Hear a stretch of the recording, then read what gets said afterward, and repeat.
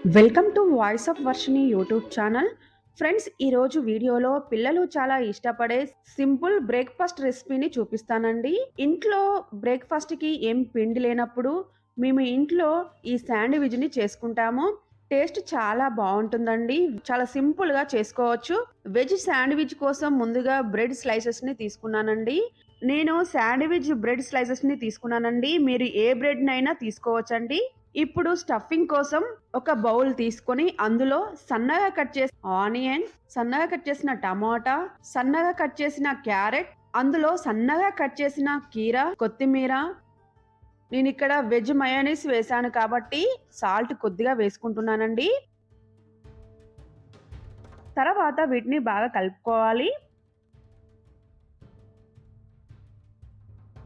ఇక్కడ నేను plane bread మీద ముందుగా చీజ్ పెట్టి దాని మీద ఈ స్టఫ్‌ని పెట్టుకుంటున్నాను.